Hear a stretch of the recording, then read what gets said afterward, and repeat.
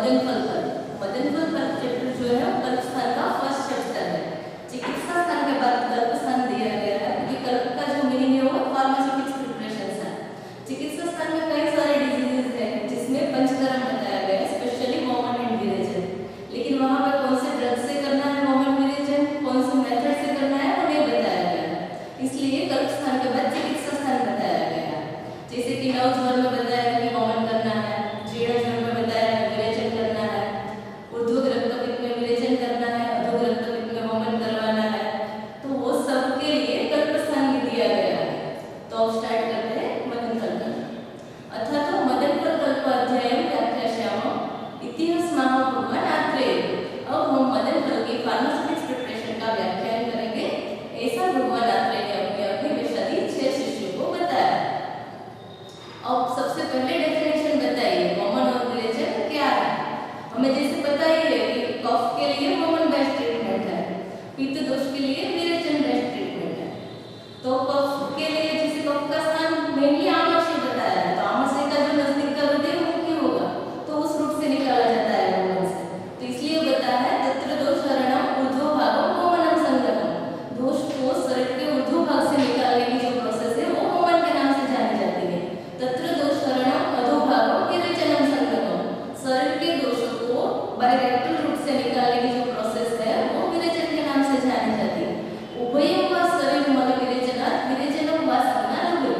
Woman और विरेचन दोनों ही शरीर के मलों को विरेचन यानी विरेचन करके बाहर निकाल देता है। इसलिए वोमन और विरेचन दोनों ही प्रोसेस विरेचन के नाम से भी जानी जाती है। अब फार्माकोडायनेमिक एक्शन यानी कि वोमन और विरेचन जो ड्रग्स है वो किस प्रकार से शरीर में जाके इफेक्ट करता है, कैसे उसकी मोड ऑफ एक्शन है वो बताइए। तो वोमन और विरेचन दोनों ड्रग जो है उसकी प्रॉपर्टीज सेम है। तत्र उष्ण तीक्ष्ण सूक्ष्म व्यवहारी विकासनीय औषधानि यानी कि जो उसकी प्रॉपर्टीज है सबसे पहले उष्ण यानी कि हॉट है, तीक्ष्ण यानी कि शार्प है, सूक्ष्म वेरी माइन्यूट सेल्स तो वो माइन्यूट सेल तक पहुंच सकता है। व्यवहारी और विकासी व्यवहारी ड्रग्स वो है जिसको पाक होने की जरूरत नहीं है, वो बिना पाक के ही संपूर्ण शरीर में फैल जाते हैं, इसलिए आशुकारी इफेक्ट आती है। विकासी जो संधि बंधन को ऑफ कर देता है यानी कि उसकी स्टिफनेस जो है कम कर देती है। तो यहाँ पे हम मॉर्बिड डोज के हिसाब से देख सकते हैं कि जो वहाँ पे एडेशन हुआ उसको इजीली वो मूवेबल बना देता है। स्वविलीन हृदय मुक्ति वो अपने हिसाब से ही मतलब वोमन और विरेचन ड्रग इनटेक होने के बाद हृदय में पहुंच जाते हैं। हृदय के एनाटॉमी में जैसे हम आयुर्वेद के हिसाब से देखते हैं कि वहाँ पे 10 महामूला धमनियां हैं, तो इसलिए लिखा है धमनी अनुश्रुत्य मतलब कि धमनी को जो ब्लड फ्लो वहाँ पे है उसको फॉलो करते करते केवल शरीर गतम यानी कि संपूर्ण शरीर में वो फैल जाते हैं। दोष संघातम जहाँ पे मॉर्बिड डोज है, जहाँ पे संप्राप्ति हुई है वहाँ पहुँच के आग्नेयत्वच विच्छिन्नयति जो दोष मतलब जो ड्रग है वो अपने आग्नेय रूप से विच्छिन्न यानी कि मॉर्बिड डोज को डायलेट कर देते हैं। दक्षिणात् विच्छिदन्ति यानी कि अपने शार्प होने के कारण वो मॉर्बिड डोज को छोटे छोटे टुकड़ों में निकाल देती है। सविच्छिन्न परिप्लवन यानी कि जो छोटे छोटे टुकड़ों हो गए और डायल्यूट हो गए हैं ऐसे मॉर्बिड डोज को सविच्छिन्न परिप्लवन जो विच्छिन्न हुआ और परिप्लवन हो गया है। स्नेह भावित काय जैसे वोमन के पूर्व कर्म में ऑलरेडी हम लोगों ने स्नेहन और स्वेदन किया हुआ है, अभ्यंतर स्नेहपान भी करते हैं और उसके बाद बाह्य स्नेहन स्वेदन करते हैं। इसलिए एग्जांपल दिया है स्नेह भावित काय स्नेहाक्त भाजनस्थ मतलब जो स्नेहाक्त भाजन है जैसे कोई यूटेंसिल है उसमें हम ऑलरेडी ग्रीस कर दिया, उसके बाद हम उसमें शहद डालते हैं तो वो एडेड नहीं होता, चिपकता नहीं, वो मूव कर सकता है। इसीलिए वैसे ही तरह जो स्नेह भावित काय है उसमें ये जो मॉर्बिड डोज है वो चिपकता नहीं है। अणुप्रवण भाव यानी कि जो अपने सूक्ष्म गुण है उसके हिसाब से प्रवण यानी कि मूवमेंट्स करते करते आमाशय आगम्य यानी कि आमाशय में वो आ जाता है। फिर उदान प्रवण जैसे उदान वायु का स्थान उदस्थान उदान से यानी कि उदान वायु के प्रभाव से अग्नि वायुत्मक अग्नि और वायु की प्रधानता होने के कारण अग्नि और वायु दोनों की मूवमेंट अपवर्ड होगी और ऊर्ध्व भाग प्रभाव आप लोग ऑलरेडी प्रभाव पड़ गए हो तो ऊर्ध्व भाग पर जैसे कि जो दोष को ऊपर के मार्ग से निकालते हैं वो जो वोमन ड्रग है उसका प्रभाव है, उसके प्रभाव से औषधस्य ऊर्ध्व मुक्ति इसलिए जो औषध है वो दोषों को ऊर्ध्व मार्ग से निकालती है। तो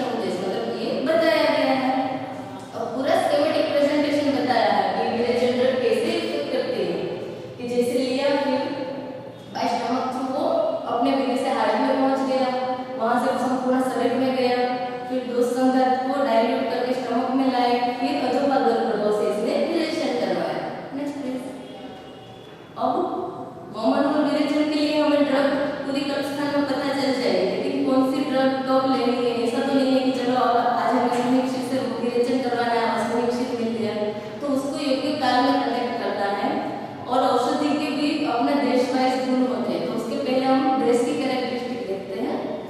त्रिविधम खलु देश, 3 टाइप के देश होते हैं।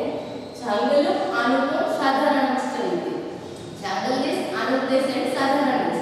तो हमें पता है कि छांगलम तो बात पुष्टि, छांगल देश में स्वाभाविक से ही बात पुष्टि होती है। आनुकूलम तो कफ उल्लंघन, आनुक देश में कफ दोष की उल्लंघनता होती है। साधारण सममलम चाहिए, साधारण जो देश है वहाँ बात पित्त कफ तीनों अपनी समान अवस्था में रहते हैं। तो अब इन तीनों देश में से कौन से देश में उगी हुई औषधि हमें फ्यूचर के लिए कलेक्ट करनी है? तत्र देश, यानी कि इन तीनों देशों में से साधारण छांगल है तो साधारण देश में उत्पन्न हुई हो या फिर छांगल देश में उत्पन्न हुई हो। यथा काल, योग्य काल में उसको मतलब जब जरूरत हो तब शिशिर यानी कि ठंड मिली हो, आतप यानी कि धूप मिला हो, पवन बात मिला हो, सलील यानी कि जल मिला हो, से उसने सेवन किया हो। सौम्य सूचो, जो जमीन है वो समतल होनी चाहिए। सूची यानी कि पवित्र होनी चाहिए। प्रदक्षिण उदके, जो जहाँ पे मेडिसिन है उसके दक्षिण भाग में जलाशय होना चाहिए। श्मशान चैत्य देव यजनागर, जहाँ आसपास में श्मशान ना हो, चैत्य वृक्ष ना हो जो देव वृक्ष के नाम से जाना जाता है। देव यजन आगार, देव आगार मतलब कोई मंदिर ना हो, यजन आगार मतलब कोई लोगों का गृह ना हो, घर ना हो, सभागृह ना हो। अभ्रो यानी खड्डा ना हो, आराम यानी कि जो बगीचा है वो नहीं हो। ये सब होने से क्या है होती है, पब्लिक की अवर जवर ज्यादा बढ़ जाती है, उसके हिसाब से जो वनस्पति उसकी क्वालिटी कम हो सकती है, इसलिए नहीं होना चाहिए। वल्मी को उच्चल भी रही थी, मतलब कि वहाँ पे बाग भी नहीं होना चाहिए। पुष्य रोहित आस्तर है, ये दोनों घास के टाइप है, पुष्य और रोहित, तो वो वहाँ की मिट्टी के ऊपर आस्तरण होना चाहिए। वो मिट्टी के उसके गुण बता है स्निग्ध कृष्ण मूर्ति के, आइए वो स्निग्ध वर्णन स्निग्ध गुण वाली होनी चाहिए, कृष्ण वर्णन की होनी चाहिए और मधुर मृतिका होनी चाहिए। और कृष्ण वर्णन की नहीं है तो वो सुवर्ण वर्णन की होनी चाहिए, लेकिन उसका गुण मधुर ही होना चाहिए। मृद हुआ कि वो जो जमीन है वो सॉफ्ट होनी चाहिए। और फल पुष्ट है, मतलब वहाँ पे बल नहीं चलाया होना चाहिए, बराबर किसी से वो उपज नहीं होनी चाहिए। अन्य बलवत्तर धूम, जैसे औषधि और छोटी छोटी उसकी पास में कोई बड़ा वृक्ष है तो वो क्या है उसको पूरे न्यूट्रिशन नहीं मिलने देगा, इसलिए औषधि के आसपास में कोई बड़ा वृक्ष नहीं होना चाहिए। जातानी प्रशस्त है, ऐसी औषधि प्रशस्त है, मतलब ऐसे देश में उगी हुई औषधि हमें कलेक्ट करनी है। नेक्स्ट और उसको मेथड ऑफ कलेक्शन हमें पता चल गया है, चलो ऐसी भूमि में उत्पन्न हुई लेनी है, योग्य काल में उत्पन्न हुई लेनी है। अब कलेक्ट किस तरह से करनी है तो वो बताया। तत्र यानी आगे जैसे देश काल बताया वो सबको ध्यान में रखते हुए काल जाता है, योग्य काल जब जिसकी राइट सीजन हो तब उसको लिया गया। उपागत संपूर्ण प्रमाण, उसकी योग्य हाइट है, वेट है, वो सब मिल गया हो, उसका जो फ्रूट का शेप है, साइज है, तब रस वीर्य गंधारी, क्योंकि उसका रस वीर्य और जो स्मेलिंग है वो हो रही है। जैसे हम आंवला का फ्रूट है कच्चा ले लिया तो उसका कसाई रस होगा, पकने में वो अम्ल होगा, तो योग्य रस है तब लेना है।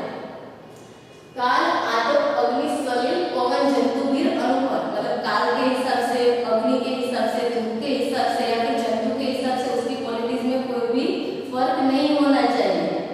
गंध वर्ण रस स्पर्श प्रभाव, उसका जो गंध है, वर्ण है, रस है, स्पर्श यानी कि ऑर्गेनोलेप्टिक जो उसका कंटेंट है वो सब प्रत्यग्रहण जो होना चाहिए उसमें मैच है।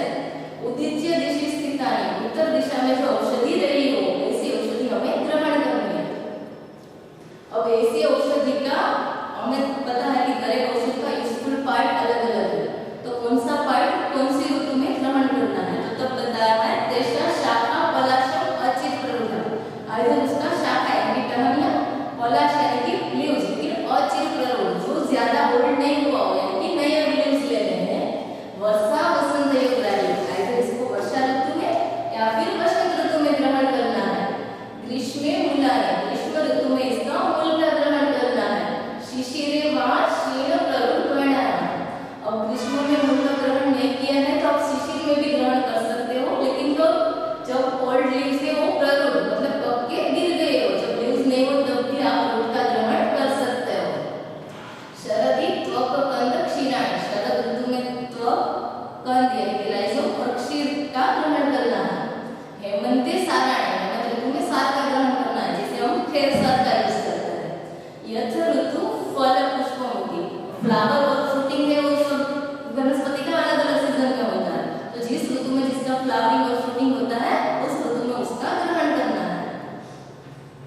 अब ग्रहण करने के लिए मंगल आचरण युक्त होकर उसको ग्रहण करने के लिए जाना है।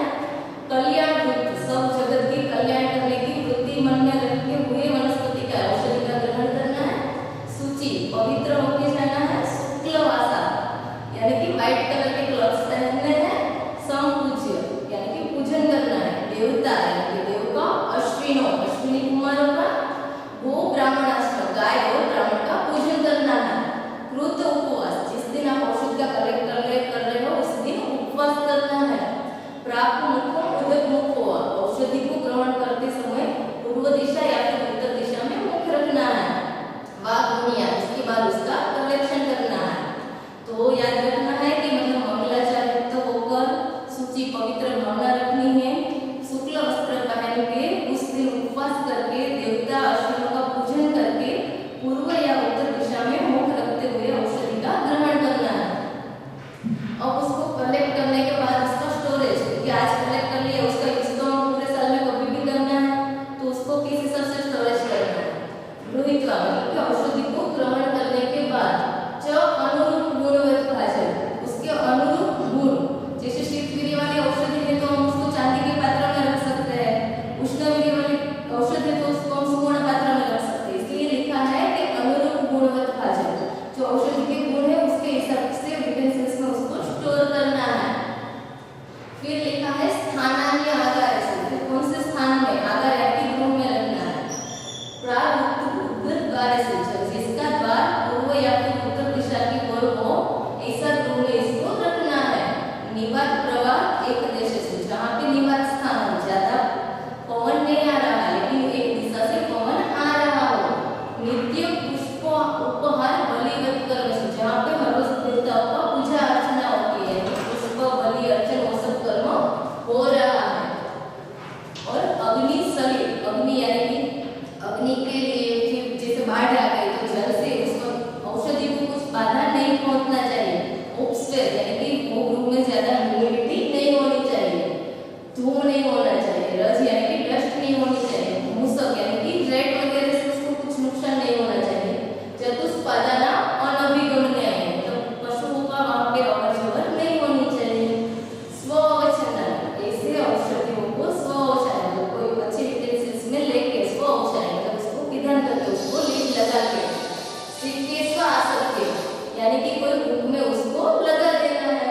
फिर उसको स्थापित यानी कि स्टोर कर देना है। तो वनस्पति को लेके ध्यान रखना है कि पूर्व या फिर उत्तर दिशा में उसका ग्रुप रखना है। वो ग्रुप में रखने के बाद उसको वहाँ पे चतुष्पाद आदि मतलब जो नए अनभिगमनीय है वहाँ पे उसको योग्य कंटेनर में स्टोर करके कोई बुक पे लगा देना है। और उस करने के बाद उसको हम फ्यूचर के लिए यूज कर सकते हैं। Next please. अब ये औषध हमने स्टोर कर दिया, अब ऐसा तो नहीं है कि ये औषध किसी भी रोगी में यूज करते हैं, लेकिन डोज वाइज सबकी कंडीशंस अलग अलग होती है। जैसे हमें पता है कि वात व्याधि का कॉमन चिकित्सा सूत्र है कि वातस्य उपक्रम स्नेहस्थित संशोधनम मृदुम, तमक स्वास्थ्य के स्थान समुद्र, वहाँ पे भी हमें विरेचन करवाना है, लेकिन सब जगह पे दोष की डोमिनेंस अलग अलग है। तो दोष के हिसाब से वो व्याधि में अनुपान का रोल बहुत अच्छा रहता है, इसलिए यहाँ पे दोष वाइज अनुपान बताया। तो सबसे पहले हम देखते हैं कि वात व्याधि में कौन सा अनुपान ले सकते हैं। तानी च यथा दोषम प्रयोजितम, योग्य दोष के अनुसार उसका प्रयोजन करना है। तो सबसे पहले वात के लिए जो लेना है, तो हमें पता है कि वात का संबंध 3 रस करते हैं, मधुर, अम्ल, लवण। तो यहाँ पे अम्ल रस की डोमिनेंसी करके वो लिखा है कि सूरा, सोविरक, तो उसको तो के सारी फर्मेंटेड प्रिपरेशन है उसमें से लेनी है। मेरे मैदे, फिर धान्य अम्ल यानी कि कांजी, फल अम्ल यानी कि सोर फ्रूट,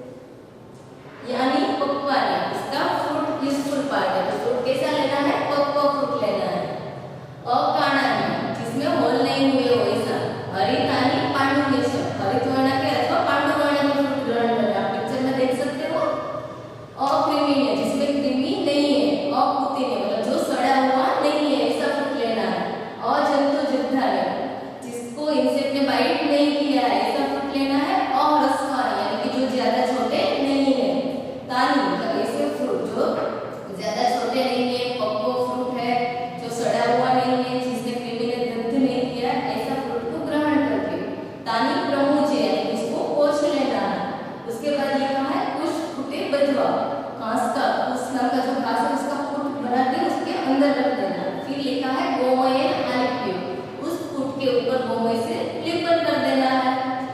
फिर लेपन करने के बाद यव तुष्य माश शादी उलट मुदक पलायन की राशि। यव यानी कि जो, तुष यानी कि उसका जो सूत्रे होते हैं छिलके वो, माश यानी कि मुदक, शादी यानी कि चोखा राइस, और उलट मुदक यानी कि मूंग, इनमें से किसी एक खाने की राशि में उसको रख देना है।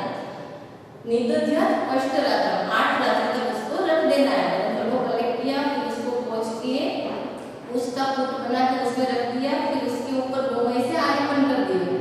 फिर धान्य राशि में उसको 8 दिन तक रखना है।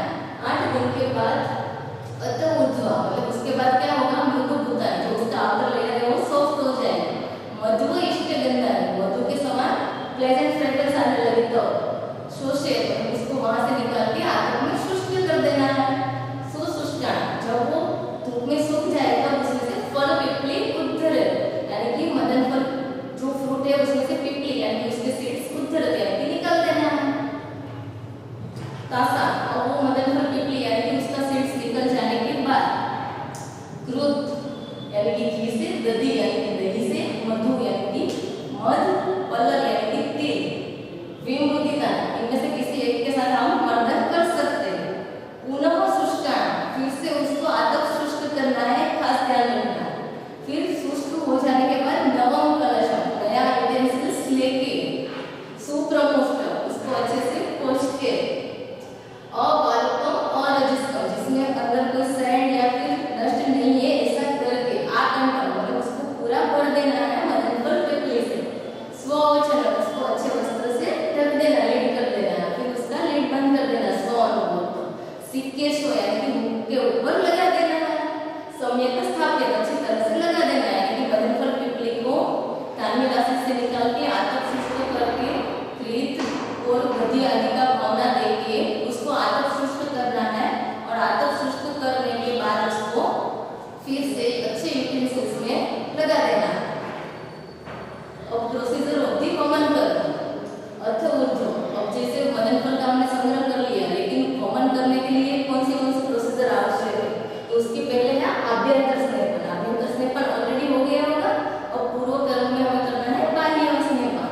तो अथ शर्तनीयम आतुरम, जिसका होमन करवाना है ऐसे आतुर, द्वय्यम तैयम वा स्नेह स्वेदोत्पन्न, द्वय्यम करेंगे दो या फिर 3 दिन तक स्नेह एंड स्वेदन कराएंगे। यहाँ पे बाह्य स्नेह स्वेदन करना है, स्वशर्तयुक्त करेंगे, मतलब जिसको अगले दिन होमन करवाना है ऐसे आतुर को कफवर्ध कहा देना है। तो इसलिए यहाँ पे लिखा है ग्राम आनुक्त से, जहाँ पे सिविलाइजेशन हो गया है ऐसे प्राणियों का मांस, औद्योगिक, ठीक है, जलचर प्राणियों के मांस या फिर आनुक देश के प्राणियों के मांस पिलाना है। क्षीर, दुग्ध पिलाना है, दधी यानी कि दही, मांस यानी कि दूध की दूसरा खिला सकते हो आप, तिल, शाकाहारी, मतलब जो भी शाक उसका वर्धन करता है वैसा अगले दिन रात को डाइट लेना है। समुक्लेशित शेषमाण, कफ का अच्छे तरह से उत्क्लेशन हो जाने के बाद युषितम जीर्णा, ये अगले दिन रात का डाइट है।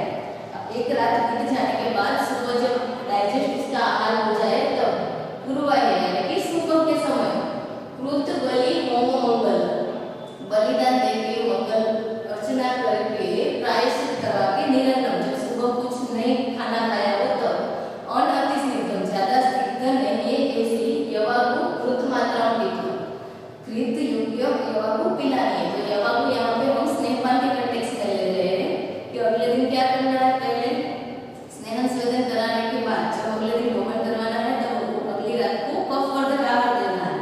फिर सुबह उसको प्रायश्चित प्रश्मन करवा के उसको यवा को कृत युक्त पिलाना है आकंठपान के लिए। Next please. अब यवा को से आकंठपान होने के बाद होमन का डोज जो है पेशेंट के अंतर्गत पुष्टि के अनुसार होता है मदन फल पिपली, इसलिए लिखा है तासा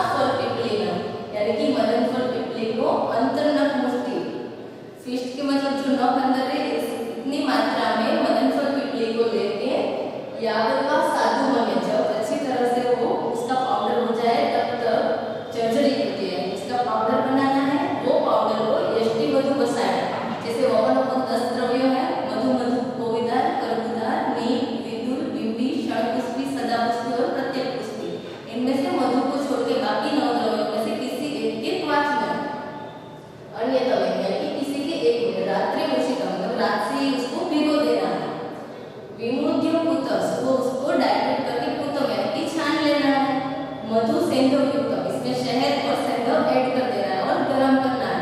यहाँ पे एक खास ध्यान रखना है कि पात को फिर से गरम करना है, शीत कषाय को फिर से गरम किया। कृत्वा पूर्ण शराब, फिर उसको एक शराब में भर देना है और मंत्र से अभिमंत्रित करना है, यानी कि मदन फल मदन फल का जो चूर्ण लिया है उसको शराब में रात को भिगो देना है।